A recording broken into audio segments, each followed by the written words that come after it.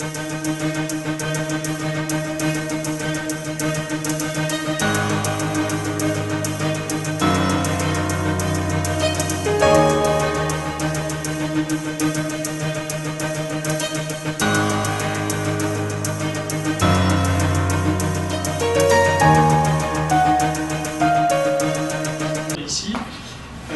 m'appelle Marc Bassoni, je suis maître de conférence habilité à diriger des recherches à l'université d'Aix-Marseille. J'enseigne pas très loin d'ici à l'école de journalisme et de communication d'Aix-Marseille, qui se trouve au 5e, et je suis chercheur à l'Institut méditerranéen des sciences de l'information et de la communication. Voilà. On m'a demandé de vous présenter, d'expliciter le contexte informationnel contemporain dans lequel donc se situent les processus de désengagement dont il est question ici. Alors évidemment, je suis un peu, du fait de mon expertise, décalé, très décalé par rapport à vos problématiques, à vos thématiques. Mon travail, c'est plutôt d'essayer ici aujourd'hui, très rapidement, je suis vraiment désolé, de vous donner les éléments de contexte, parce que vous allez voir qu'on débat beaucoup dans la société sur le lien entre perturbation du paysage informationnel et perturbation de la vie démocratique, engagement dans des dérives sectaires. Donc il y a peut-être matière à essayer à poser le débat, à l'argumenter et à essayer de voir qu'il y a probablement plus de nuances que ce qu'on y met habituellement. Comme je vais être très compact, j'ai rédigé un texte dont je vous donnerai les coordonnées à la fin, que j'ai mis sur une plateforme d'archives ouvertes. Donc ce texte, je vous donnerai les coordonnées, vous y aurez accès. Tout est open, tout est gratuit, c'est pour vous. Voilà. Donc je l'ai rédigé en sachant pertinemment que souvent le temps passe. Et, voilà. Alors, si vous le permettez, pour situer un peu mon propos, je vais commenter un événement, un fait divers, récent, qui a été très médiatisé et qui va me permettre véritablement de démarrer mon argumentation. Alors, voilà, ce fait divers, je pense que... Attendez, je prends le micro en main parce que c'est pénible. Alors, ce fait divers, ça s'est passé le 13 avril 2021. C'est l'enlèvement d'une petite fille, une certaine Mia, un enlèvement qui a été organisé par la propre maman de Mia, une certaine Madame Lola Montemaggi.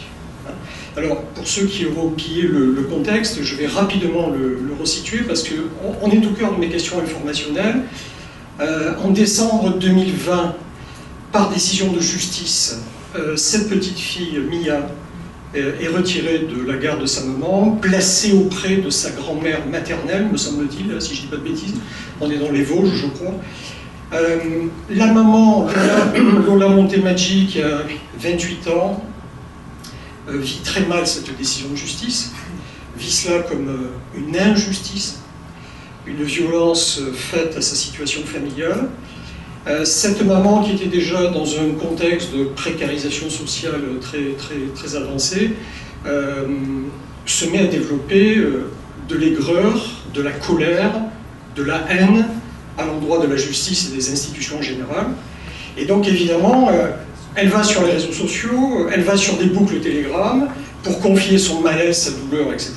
Et il se passe ce qui devait se passer, c'est que, via les boucles Telegram en particulier, elle va rencontrer à la fois des sectes, One Nation par exemple, mais pas que des sectes. Elle va rencontrer aussi la branche française du mouvement QAnon, qui justement milite sur le thème « il faut lutter contre, je cite, les kidnappings opérés par l'État et restituer les enfants aux familles, etc. etc. » Donc, elle va interagir sur ces boucles et il se passe ce qui devait se passer, c'est qu'elle va rencontrer 3 militants survivalistes qui vont décider de monter un coup, c'est-à-dire d'aller enlever la petite fille au domicile de la grand-mère pour la restituer à la maman. C'est ce qui se passe, donc ça a lieu le 13 avril 2021, que je ne dise pas de bêtises, voilà.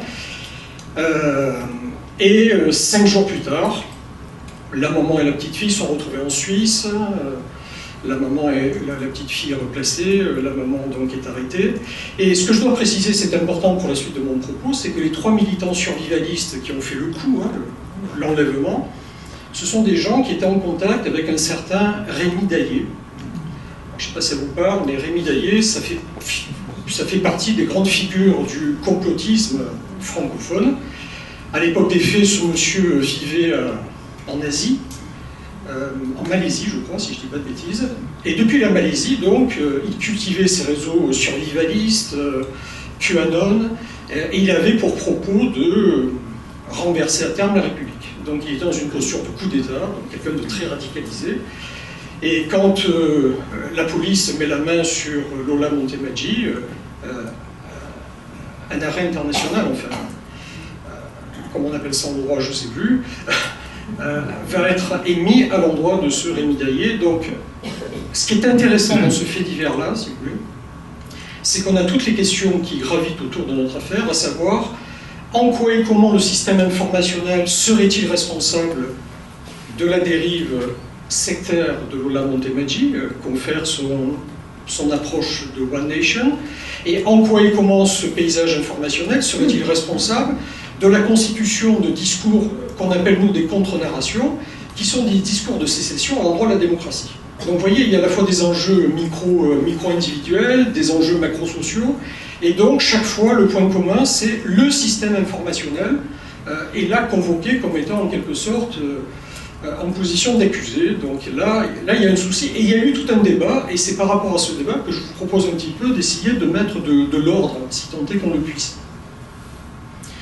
Donc ce que je vous propose, c'est en 3 points rapides, hein, c'est d'abord de vous décrire les mutations du paysage informationnel, parce que depuis une trentaine d'années, ce paysage a muté d'une façon sidérante. Et quand je dis muté, c'est pas simplement intrusion des médias sociaux, des médias numériques, c'est aussi mutation des médias traditionnels. Hein, voilà, donc il faut comprendre un peu le contexte, qui est, je le répète, historiquement inédit. Il n'y a pas d'équivalent. Donc je vais faire ça très rapidement en première partie. Dans une deuxième partie, on va aborder notre question de fond, c'est-à-dire la question de l'influence de ce paysage. Influence sur les acteurs, les individus, mais aussi sur donc, les discours politiques. Et là, ça me permettra un petit peu de, avant de passer à l'influence telle qu'elle est aujourd'hui, de resituer un peu ce que les sciences de l'information et de la communication nous disent depuis les années 40 sur l'influence médiatique. Voilà. Parce que vous allez voir qu'il y a des débats qui sont très anciens, qui sont reformatés, et puis il y a des singularités dans la situation que nous vivons, donc j'essaierai de vous faire sentir ce qui est permanent et ce qui est de l'ordre de la rupture. Voilà. Et puis enfin, puisque le paysage informationnel est à ce point accusé, se pose la question de la régulation. Voilà. Et donc j'essaierai de vous dire un peu quelles sont les questions techniques qui sont débattues aujourd'hui pour réguler ce paysage, c'est-à-dire, pour aller vite, permettre au système d'information de maximiser ses effets positifs sur les récepteurs, vous et moi, tout en endiguant ses effets délétères, si tant est que ces effets soient patents et documentés. Voilà un petit peu l'itinéraire que je vous propose, et je le répète, je vais essayer d'être très synthétique, surtout sur la première partie, à savoir quels sont les phénomènes, quels sont les... Ça va, vous arrivez à lire? Oui, c'est bon. Quels sont les phénomènes qui se sont produits et qui traduisent ce que j'appelle la mutation du paysage informationnel. Je précise tout de suite, paysage informationnel, c'est quoi? En gros, c'est l'écosystème constitué de ce qu'on appelle les médias traditionnels, quels que soient les supports, et puis les nouveaux médias, c'est-à-dire en fait les médias de l'écosystème numérique. Que ce soit des blogs, que ce soit des forums, des chats, ou que ce soit des réseaux sociaux numériques comme Facebook, je ne sais pas. Alors, si je prends dans sa globalité ce paysage-là, il subit depuis une trentaine d'années la force de ces 6 facteurs. Premier événement, évidemment, on est passé d'un... On s'en rend plus compte, nous, hein, enfin moi j'ai 61 ans, et donc j'ai un peu de recul sur mes pratiques de citoyen consommateur d'informations, hein, et je me dis, waouh, on est quand même passé d'un régime de rareté relative de l'information à un régime de pléthore d'informations. Enfin, quand j'étais gamin, il y avait l'ORTF à la maison, vous voyez ce que, enfin, les plus vieux comprendront ce que je veux dire, hein, voilà. Moi, quand je suis né en 61, il y avait une chaîne en noir et blanc, voilà. Pardon? Je dis merci pour le relevé. Je me mets dans cette catégorie et je l'assume complètement, et donc je vous ai dit mon âge. Et voilà, donc, blague à part, on se rend plus compte dans le temps long qu'on est passé de la rareté à la pléthore, à l'abondance, à la surabondance. Et juste, puisque je parlais de l'ORTF, vous voyez, petit clin d'œil, regardez ça, c'est quand même confondant. Ça, c'est tiré du dernier rapport du CSA, qui est devenu l'ARCOM, vous savez, l'autorité qui régule le paysage audiovisuel français. Ben, regardez ce que vous avez là, ça ce sont, et c'est pas exhaustif, ce sont les vecteurs de diffusion audiovisuelle qui sont supervisés par l'ex-CSA, l'ARCOM aujourd'hui. Je vous parlais de ma petite enfance avec une chaîne en noir et blanc en ORTF, voilà. Et je répète, ça c'est pas la totalité de ce à quoi on a accès. Voilà. Donc, pléthore, donc ça c'est un point important, parce que derrière la pléthore, notez-le, il y a cette idée que on va avoir de plus en plus de mal dans l'offre pléthorique à distinguer l'information qui est fabriquée professionnellement, qui est sourcée, qui est documentée, d'une information plus approximative, voire carrément une information trompeuse. Voilà. Le deuxième facteur que vous avez vu apparaître, hein, je reviens à la diapositive précédente. Donc, si je reviens au deuxième événement, le deuxième événement, c'est la convergence médiatique. Alors, la convergence médiatique, pour être très très simple, ça traduit le fait que naguère, les médias fonctionnaient en silo, hein, de façon disjointe, radio, télévision, presse écrite. Là, depuis une trentaine d'années, et surtout depuis la révolution numérique, les médias se sont intégrés. Et donc, on est dans un processus de convergence dont vous avez sans doute entendu parler, c'est-à-dire convergence des tuyaux et des contenus. Hein. Et la caricature de cette convergence, c'est ça, je vous donne juste cet exemple, hein.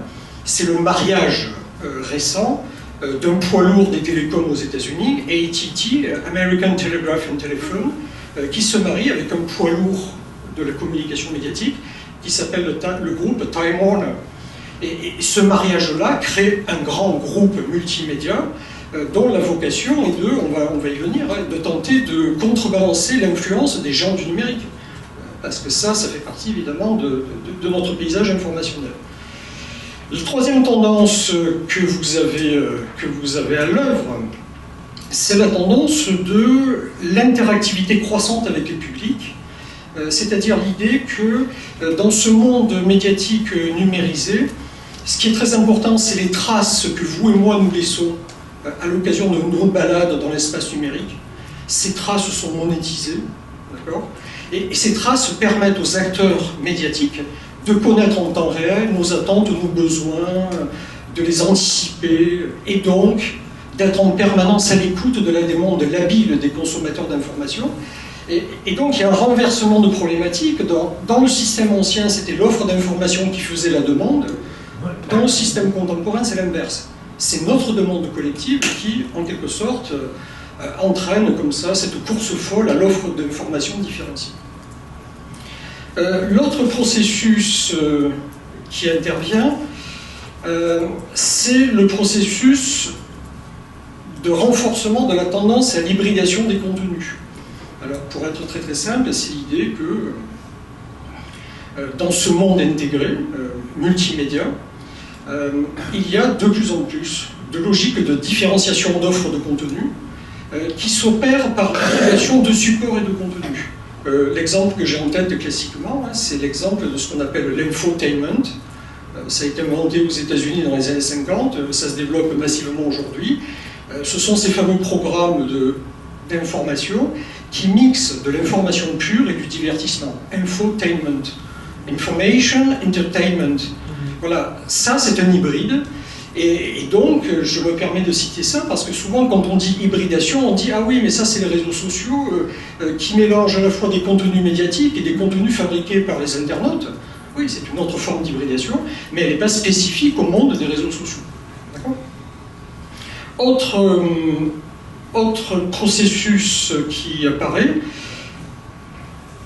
et ça vous allez voir c'est le plus lourd, c'est le dernier, c'est ce que j'appelle la mutation de l'économie de l'attention. Qui dit économie de l'attention dit monde médiatique tourné vers la publicité et l'exposition de vous et moi aux messages publicitaires qui contribuent largement à financer l'offre médiatique. Et ça c'est une problématique importante parce que, vous le savez, les géants du numérique ont mis la main sur le marché publicitaire. Je vous donne juste 2 chiffres. Hein. C'est bon?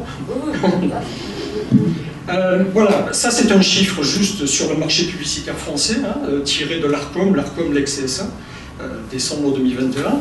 Donc vous voyez déjà que, à peu près la louche, hein, la moitié du marché publicitaire va aux mains des acteurs du numérique. Ça c'est une rupture importante. Mais ce chiffre n'est rien à côté de, je vous le donne, du chiffre du marché mondial. Alors sur un marché mondial, écoutez bien, si je sors la Chine du marché mondial, sur le marché mondial, vous avez 3 groupes, je les cite, Google, Meta et Amazon. Alors Meta, vous savez, c'est la structure fêtière qui coiffe Facebook. Hein. Donc Google, Meta, Amazon, Trust, à eux 3, 80% du marché publicitaire mondial. D'accord ? Et ce qu'il faut bien comprendre, alors je dis c'est hors Chine, parce que les Chinois développent leur écosystème numérique hein, de façon très souveraine et très systématique. Ce que je veux dire là avec ce chiffre-là, 80%, acteurs, c'est qu'on est clairement dans des logiques de puissance pour capter l'attention, pour maintenir l'attention. Et ces logiques de puissance, on est en train de découvrir qu'elles sont peut-être attentatoires à ce qu'on appelle le droit de la concurrence. Et donc, vous le savez, hein, ces groupes-là sont dans le collimateur des autorités pour éventuellement abus de position dominante. Voilà. Et 80%, je suis économiste de formation, je me dis qu'on n'est pas très loin du seuil abusif. Hein, voilà. On y reviendra, mais c'est un point important. Alors, une fois qu'on a à grands traits brossé ce paysage-là, qui est un paysage inédit, je le répète, hein, évidemment, on est en droit maintenant de se poser, d'approcher la question de l'influence. En quoi ce paysage qui a muté peut-il influencer nos comportements individuels, nos comportements collectifs, et être à ce point aussi menaçant, je reviens à l'exemple de Mia, hein, c'est-à-dire l'exemple de la sécession politique, hein, c'est-à-dire les gens sont enfermés, on va y venir, dans des contre-narrations, qui effectivement procèdent de ce que vous appelez ici par ailleurs les dérives sectaires, les dérives mentales. Alors, cette question de l'influence, c'est une question compliquée. Pourquoi elle est compliquée? Parce que depuis que les médias modernes existent, cette question est posée. Et pendant très longtemps, elle a été posée sur un mode extrêmement passionnel. L'exemple que j'ai en tête, vous connaissez tous sans doute, hein, c'est l'exemple de Honoré de Balzac, fin 19e, qui était très ambigu par rapport aux médias de son temps, c'est-à-dire la presse écrite, hein, parce qu'il utilisait beaucoup pour vendre sous forme de feuilletons ses romans, mais par ailleurs, il exécrait le journalisme et les médias de son temps, au motif, disait-il, que ces médias participaient à l'avilissement du débat collectif, à l'effondrement des valeurs culturelles, bref. Il y avait des connotations très négatives, mais tout ça participait d'un sentiment de l'ordre de l'affect, hein, de l'ordre de la passion, rien de scientifique. Donc, cette question, elle est là récurrente, et à partir de quand investit-elle le champ de la recherche académique, en sciences humaines et sociales? On peut dire que c'est dans l'entre-deux-guerres, et je vais essayer de résumer un peu les travaux depuis l'entre-deux-guerres, c'est dans l'entre-deux-guerres que cette question est posée avec une problématique de traitement scientifique. En d'autres termes, comment peut-on approcher cette influence? Comment peut-on l'évaluer, la mesurer? À quoi correspond-elle? D'accord? Alors, pourquoi l'entre-deux-guerres? C'est un cas intéressant, parce que vous le savez, historiquement, l'entre-deux-guerres, c'est ce moment où on a, en Europe en tout cas, on a la convergence entre la naissance d'un grand média de masse qui s'appelle la radio, c'est les années 20, et la montée concomitante de régimes totalitaires, je pense en particulier donc au régime nazi en 1933, mais dès 1922, la montée du fascisme en Italie.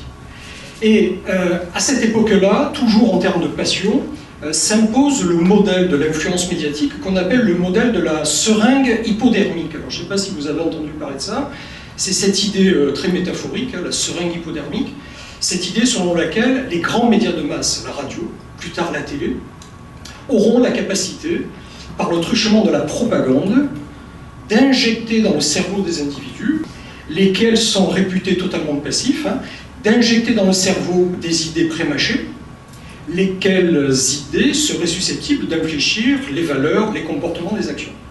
C'est le grand modèle de la propagande, hein, qui vraiment à l'époque était au summum, et qui nous ramenait tous, nous, récepteurs, en situation de totale passivité.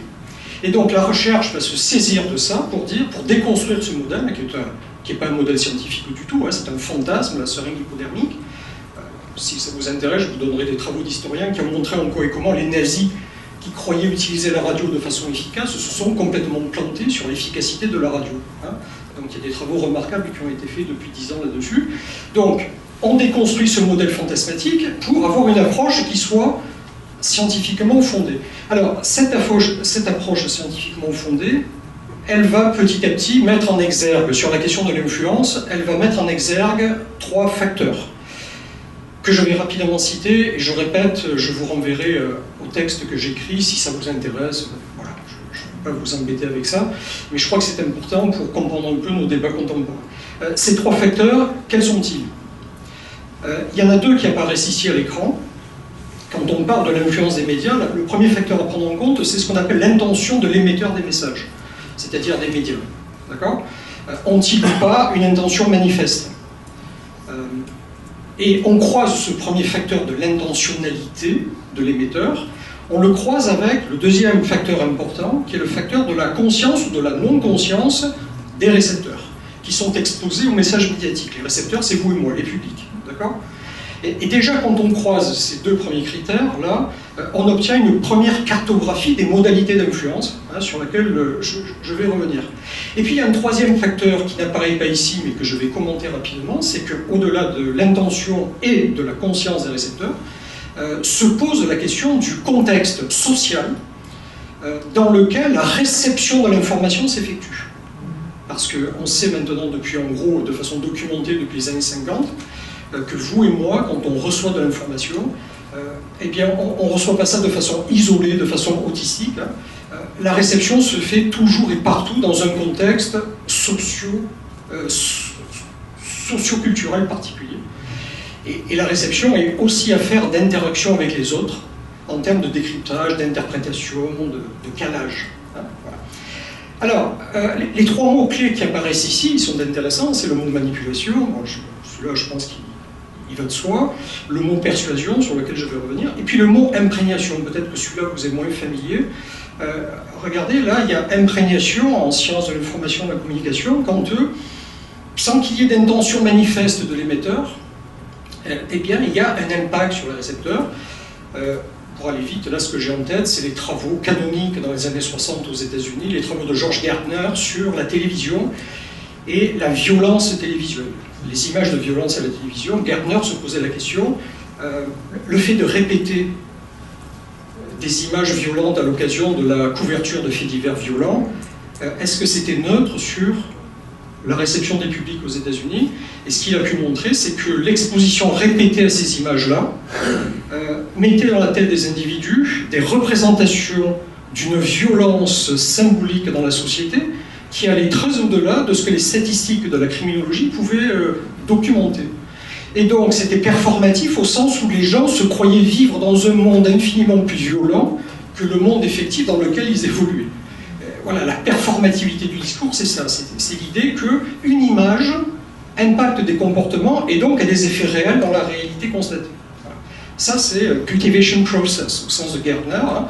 Donc je pense que c'est quelque chose d'important, surtout quand on s'intéresse, je ne sais pas, moi j'ai des collègues qui travaillent sur jeux vidéo, écran, petite enfance, et on se pose la question de savoir si effectivement ce cultivation process n'est pas à l'œuvre encore aujourd'hui par ce biais-là.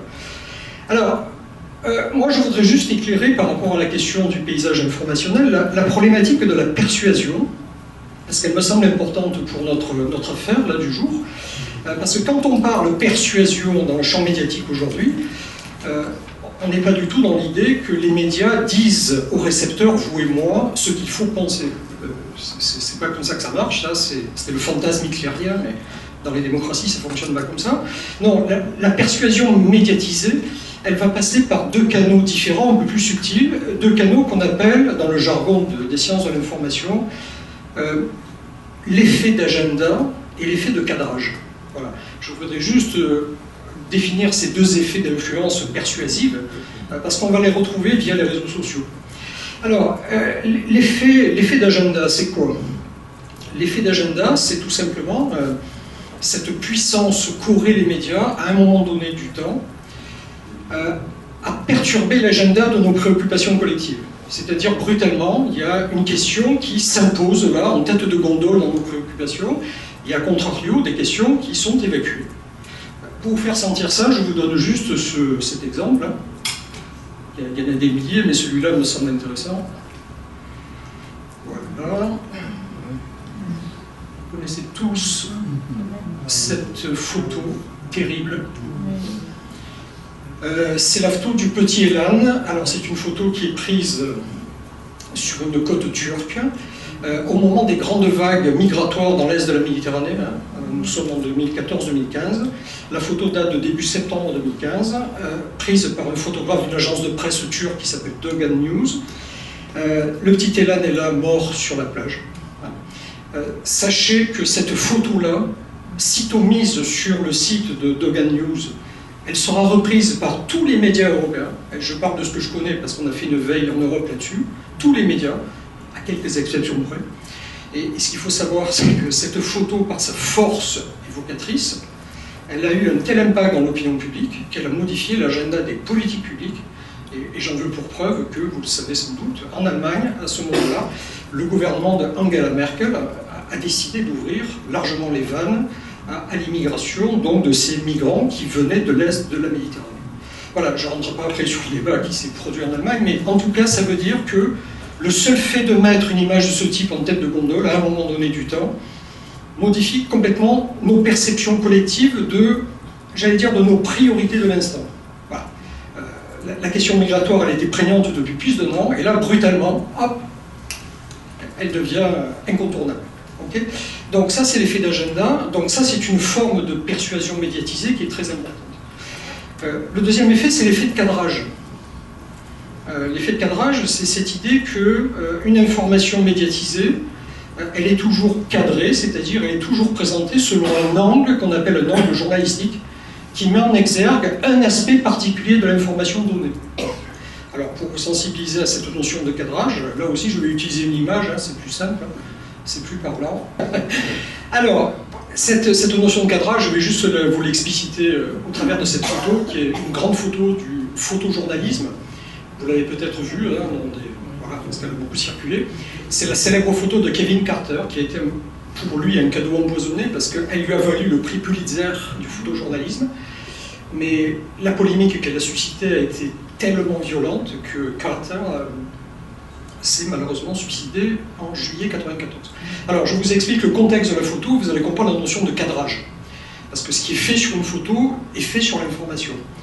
Voilà, nous sommes au Soudan, 93, famine, et donc Carter shoot cet enfant dans la savane soudanaise, et en arrière-plan, vous avez un rapace ou vautour, je ne suis pas spécialiste des oiseaux, mais ça ressemble à ça, qui a l'air d'attendre le moment de passer à l'action.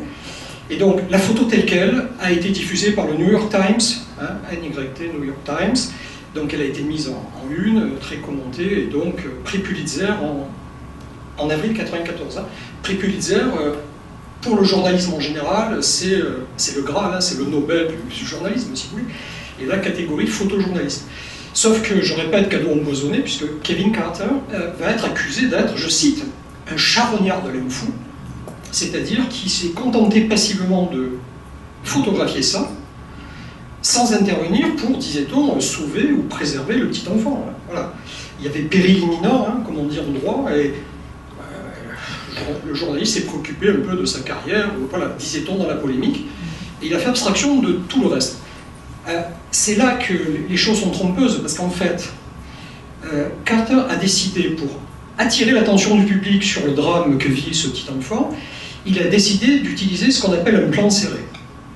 Et le plan serré, il a deux effets ici. Premier effet, il nous fait croire que le charognard est très proche de l'enfant, ce qui n'est pas le cas dans la réalité.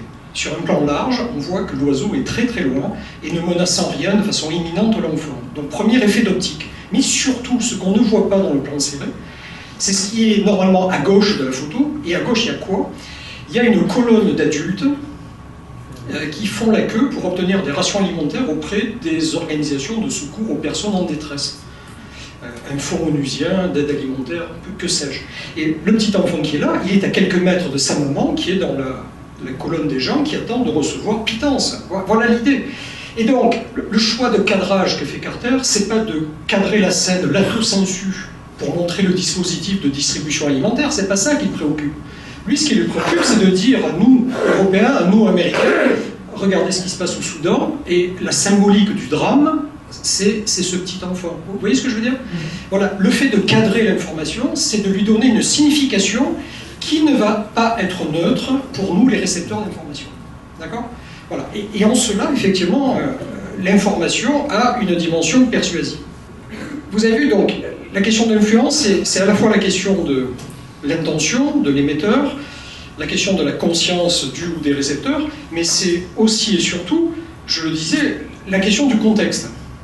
Et depuis les années 60, on a documenté très fortement que le contexte de la réception de l'information, ce contexte rend les récepteurs, vous et moi, actifs. Et donc on est aux antipodes du modèle de la seringue hypodermique, hein, où on est tous censés être passifs, abrutis, etc. Non, pas du tout. Nous sommes actifs. Alors actifs dans des proportions variables, mais actifs, ça veut dire que l'information, on compose avec elle. D'accord ? On est libre ou pas de l'accepter telle qu'elle, de la refuser, ou d'établir un compromis avec elle, compte tenu des valeurs qui sont les nôtres, de notre éducation, de notre patrimoine culturel, que sais-je, j'en passe et des meilleurs. Donc, l'acquis de la théorie, si vous voulez, c'est de nous dire, effectivement, les récepteurs ont des marges de manœuvre en termes de réception d'informations. Et c'est là que j'en viens à mon contexte contemporain, c'est-à-dire le contexte des nouveaux médias, de cette mutation qu'on a rapidement décrite. Et la question qui se pose, c'est, dans ce contexte-là, quid de l'influence? Qu'est-ce qu'il y a de nouveau? Qu'est-ce qu'il y a de régulier, de récurrent? Alors là, j'attire votre attention sur deux éléments. Deux éléments qui montrent d'ailleurs que cette influence, elle est ambivalente. C'est pour ça que j'ai pris l'adjectif dans le titre de ma communication, influence ambivalente sur les publics récepteurs. C'est parce que, en fait, dans ce nouveau contexte informationnel, l'offre d'information va produire deux effets, j'allais dire, presque contradictoires, presque orthogonaux. Le premier effet, que je vais rapidement décrire, c'est un effet de renforcement de l'activité des récepteurs. Vous et moi, globalement, collectivement, on est plus actifs par rapport dans le processus de réception d'information qu'on ne l'était il y a 30 ou 40 ans. Et j'essaierai d'illustrer sur un point particulier. Mais le corollaire de ça, ou la contrepartie de ça, c'est que nous recevons notre information massivement via des réseaux, via des médias interactifs, dans lesquels nous allons interagir les uns vis-à-vis des autres, et nous installer, nos lens, vos lens, dans ce qu'on appelle des bulles de filtre, c'est-à-dire des bulles de réception qui vont petit à petit nous cloisonner, c'est-à-dire ne plus nous mettre en contact avec le reste des récepteurs. Et là, je renvoie à ce que j'évoquais au travers de l'économie de l'attention. Cette mise en bulle, elle va être exacerbée par les algorithmes de recommandation des grandes plateformes numériques. Parce que, sachez-le, une grande plateforme numérique comme Google ou Amazon, son intérêt stratégique, c'est, une fois qu'elle a capté votre attention, c'est de vous maintenir durablement dans son écosystème. Pourquoi faire? Uniquement parce que dès que vous êtes dans l'écosystème, vous allez laisser des traces. Les traces, c'est quoi? C'est des likes, c'est des partages, c'est des commentaires. Vous voyez, c'est des traces de navigation. Toutes ces traces-là sont ce qu'on appelle des data, c'est-à-dire des informations sur votre profil de consommateur, et ces datas sont monétisables aux annonceurs. Donc plus vous restez confiné, plus vous interagissez, quand je dis vous, c'est moi, enfin nous, hein, plus on est actif dans l'écosystème, et donc plus on, je vais caricaturer, plus on donne du cash à la plateforme. Nous sommes des travailleurs involontaires qui travaillons gratuitement pour les plateformes. Hein, en gros, c'est ça l'idée. Et donc, ce que je veux vous faire sentir, c'est que on est dans un paradoxe, c'est-à-dire plus d'activité, mais aussi plus d'aliénation dans notre façon de recevoir l'information. Alors, quand je dis plus d'activité, j'ai encore 5 minutes? Oui, 5 minutes. Donc, quand je dis plus d'activité, je vous donne un exemple.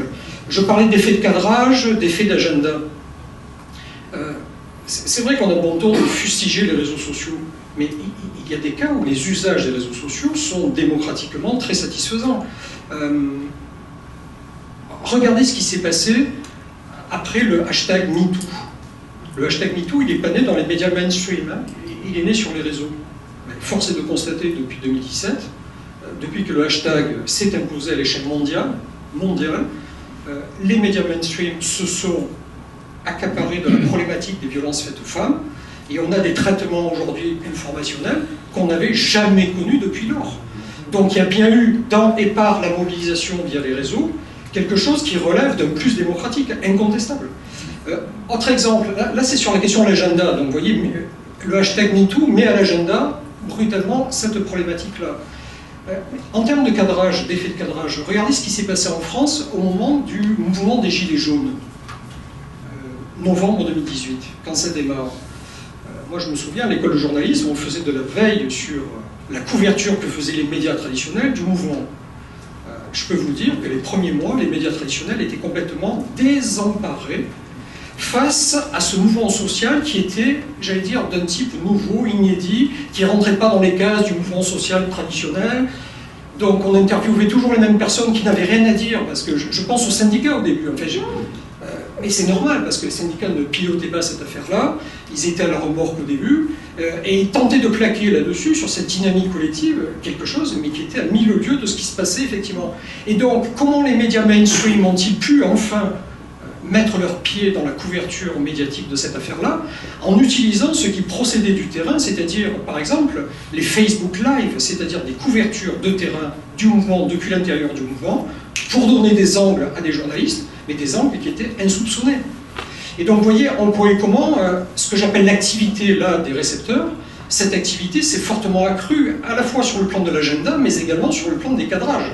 On diversifie les cadrages. Et ça, en termes démocratiques, c'est un plus. Voilà. Mais je le répète, un plus qui est pondéré par ce gros moins qui est cet enfermement-là, par la force des dispositifs de recommandation, cet enfermement dans ces fameuses bulles de filtre. Et donc, dans les 3 minutes et demie qui me restent, c'est ça, hein, j'ai bien compté. 3 minutes 45. Super.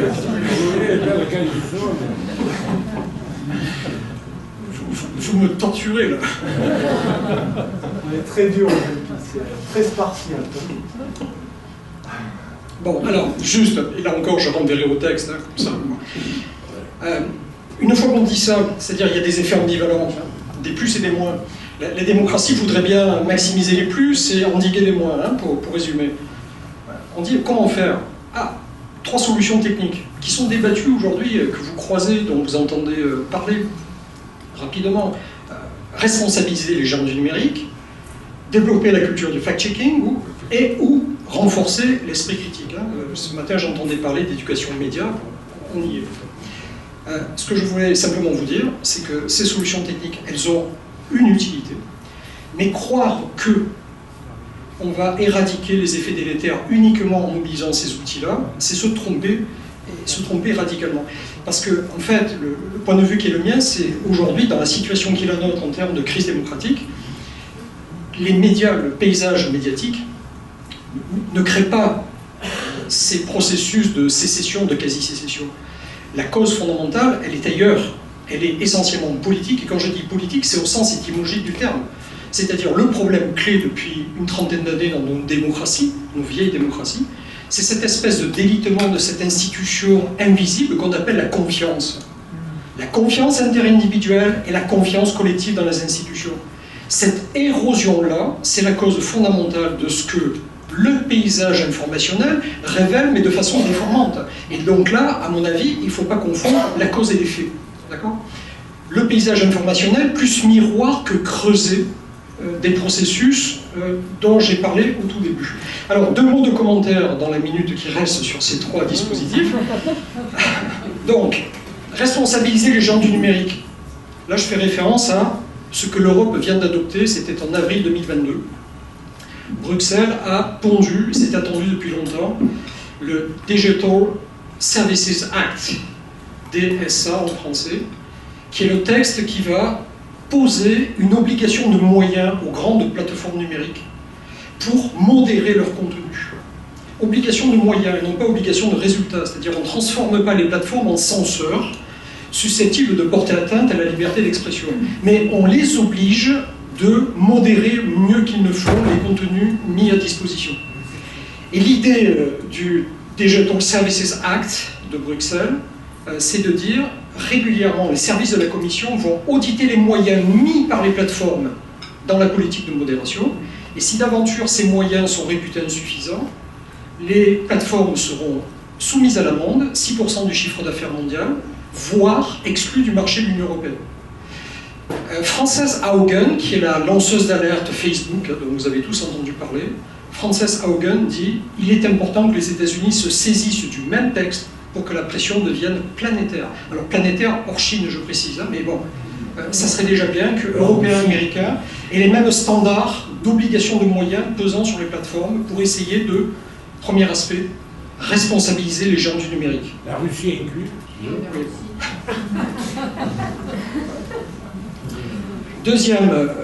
Deuxième problématique, on dit ok, responsabiliser, mais ça ne suffit pas. Peut-être favoriser le fait que les géants du numérique doivent collaborer avec les médias mainstream pour fact-checker l'information. Fact-checker, ça veut dire vérifier et expulser l'information erronée, trompeuse, malveillante, etc. etc. Honnêtement, Facebook a des partenariats avec tous les grands médias européens pour fact-checker. Facebook externalise le fact-checking. Libération est fact-checker pour Facebook, l'AFP est fact-checker pour Facebook. Bon. Ceci étant, pas d'illusion. Les travaux de psychologie cognitive, je cite par exemple Sylvain Delouvet ou Sébastien Dieguez, montrent bien que le fact-checking n'a strictement aucun impact sur des gens qui sont rigoureusement enfermés dans des narrations conspirationnistes ou complotistes. Strictement aucun effet, même un effet pervers, c'est-à-dire ça va encore plus les conforter dans le fait qu'il faut maintenir cette narration, parce que si on déploie autant d'efforts pour la contredire, c'est qu'il y a bien un loup dans l'affaire. Vous voyez ce que je veux dire? Bon, je laisse ça de côté, mais ça peut être utile, mais à la marge peut-être pour, dans les publics récepteurs, pour ceux et celles qui parfois ont des hésitations sur la véracité informationnelle. Voilà. Là, ça touche. Le troisième mécanisme, c'est effectivement l'éducation aux médias, en disant, mais après tout, si l'éducation aux médias se répand, l'esprit critique croît, et dans la tradition des Lumières, si l'esprit critique croît, alors ça y est, on a réglé les problèmes. Moi, personnellement, j'y crois pas du tout, pourtant je suis un rationaliste convaincu, mais la question de l'éducation aux médias, le problème, c'est que c'est une question qui est mal posée. On en fait, nous, en France, une affaire purement scolaire. Donc depuis 2016, que je sache, dans les programmes scolaires, on a mis un processus d'éducation aux médias pour donc donner à tous les gamins, collégiens, lycéens, le minimum de repères dans l'espace numérique. Mais la question est mal posée au sens où aujourd'hui, si on doit faire de l'éducation aux médias, et le rapport Bronner sur les lumières à l'ère du numérique le répète et le dit très fort, recommandation numéro 29, le rapport Bronner nous dit que l'éducation aux médias devrait être l'affaire de la société en sa globalité, toutes strates confondues, tout au long de la vie. L'école, oui, bien sûr, mais pas que l'école. Parce que je sache, les gens les plus âgés sont les premiers à retweeter les messages les plus délirants sur les réseaux. Oui, il faut le dire, c'est une réalité qui est documentée aux États-Unis et en Europe. Donc s'il doit y avoir éducation aux médias, c'est l'autocensure, je veux dire toute couche de la population confondue. Mais ce qui, et le rapport Bronner le dit implicitement, ce qui ne cachera pas, et j'y reviens, c'est mon obsession, qui ne cachera pas le point clé est que la crise démocratique qui est révélée par les réseaux sociaux numériques aujourd'hui, c'est une crise de notre lien de confiance. Et que cette question-là suppose aujourd'hui, alors là, vous voyez, c'est à rebours de l'évolution numérique, suppose une remédiation humaine à tous les étages de la société. Partout, via le tissu associatif qui doit être, en France il est très développé, mais il faut que le tissu associatif soit infiniment plus intégré dans les politiques publiques pour permettre à la République d'assumer en quelque sorte de devoir, comment dire, colmater ce que Pierre Rosanvallon appelle les épreuves de la vie. Et ça c'est très important, pourquoi? Parce que je termine, voilà, je reviens au cas de Lola Montemaggi, la maman de la petite Mia, que je vous ai présentée au début. N'oubliez pas les causalités.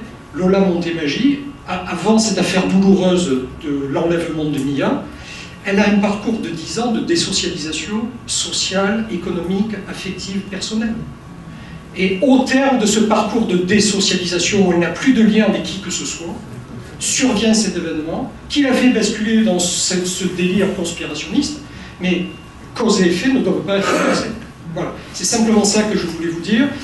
Et vous trouverez dans le texte, alors je vous l'indique, sur la plateforme d'archives ouvertes HAL, sur ce lien-là, vous trouverez l'intégralité du texte que j'ai rédigé à votre intention pour aujourd'hui. Et donc, je vous remercie de votre attention.